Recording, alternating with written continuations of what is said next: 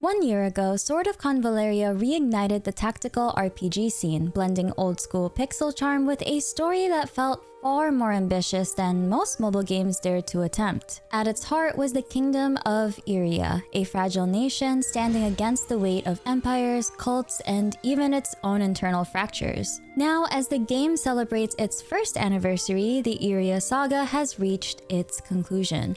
A finale that brings closure to a year-long journey, while leaving us with lingering questions about the future of Rodinia. Today, let's look back at that journey, reflect on its themes, and talk about what this anniversary means for both the story and the players who've lived through it. Today's video is sponsored by Sword of Convallaria. From the very beginning, Sword of Convallaria was more than just grid-based battles and colorful banners. It was about Luxite, a strange mineral unearthed beneath Radiant City, claimed as divine by the Papal States. Luxite became the spark of a continent-wide struggle, and when deposits were discovered in Iria, a small and once subjugated kingdom, the fuse was lit. Iria's defiance fractured Rodinia's political balance. The Papal States called it heresy. The Union of Knight States and the Element Empire saw opportunity. And looming in the background, the shadow of Lucia watched patiently. From the very first chapters, we were thrust into a world where power, faith, and survival intertwined. And as mercenaries of the Sword of Convallaria,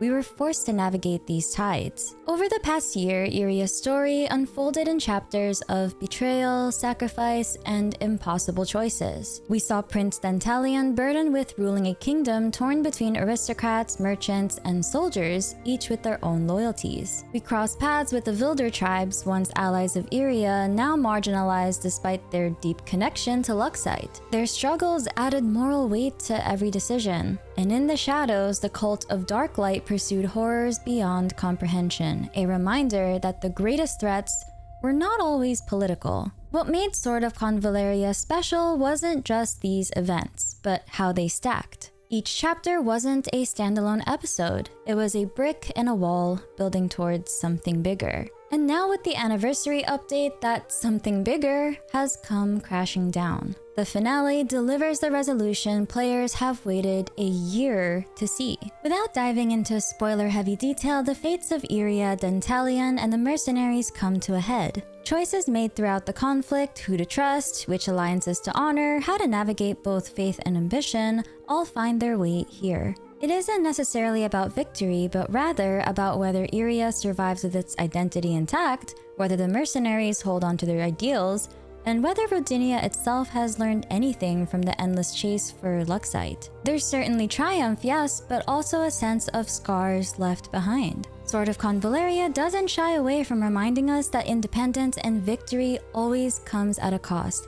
And I absolutely love when you play through a story and feel like your choices have meaning. If there's one thing this year of storytelling showed, it's that Sword of Convallaria has always been more about survival and how fate is all in your hands. The game has a war-torn world, mighty empires, and magical power, but the standout aspect so far is the way the inhabitants of the game struggle to survive, and not merely to triumph over others. Consider Iria, a small kingdom that longs to be free. Its people are fed up of being dictated by the Papal States. The strong religious country which says Luxite, the sorcerous mineral everybody desires, is a divine gift from their deity. Iria's fight to gain its independence serves as a reminder of actual nations from the past which struggled and fought hard to gain their freedom. It's about showing resilience against unfair authority, even if the odds are against you. But the story isn't mere politics either. It's also extremely multi-layered. The Papal States aren't after Luxite simply because it's worth a lot of money. They genuinely think they received it from a higher authority. That faith provides them the justification to manipulate others and wage war.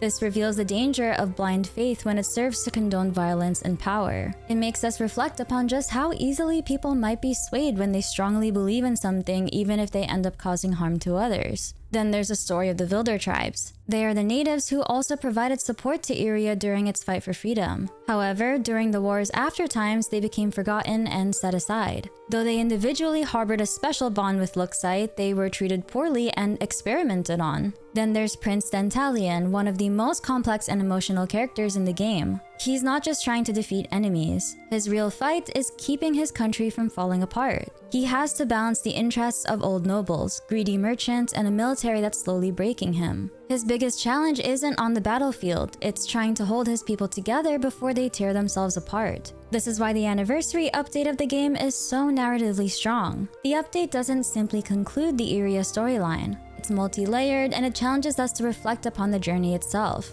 After an entire year of questing, of making your own choices, of wars, the conclusion makes us reflect upon the experience. And each player had their own individual experience based on the choices they made. No two playthroughs are the same. It's not about whether or not we emerge victorious or in defeat, but the experience, the characters we encountered, the difficult choices we were forced to make along the way, and so forth. This is why Sword of Convallaria is so different. It's not just about fighting enemies, leveling your characters.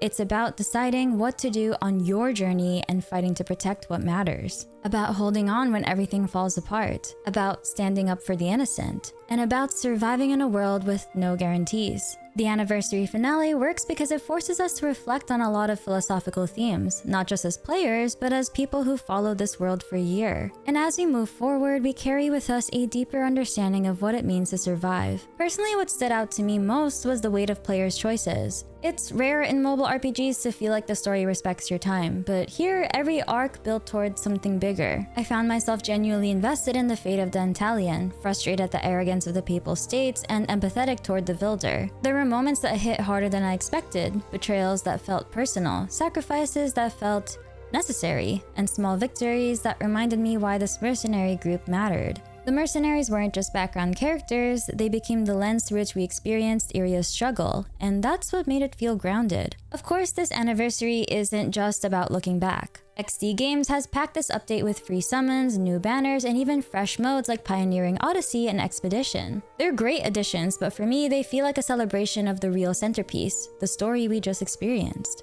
And the future is already being teased. The Delicious and Dungeon collaboration launching later this month promises new characters and events, suggesting that while Iria's chapter may be closed, Rodinia still has many stories left to tell. Sword of Convallaria has proven 1 year in that it's more than a nostalgic pixel RPG. It's a living, breathing story about survival, sacrifice, and hope in the face of impossible odds. As the anniversary closes one chapter and opens another, the question isn't whether this game has staying power. It's what stories it will dare to tell next. Thank you once again to Sword of Convallaria for sponsoring today's video. If you want to experience Iria's journey for yourself, you can use the link in the description or the pinned comment down below.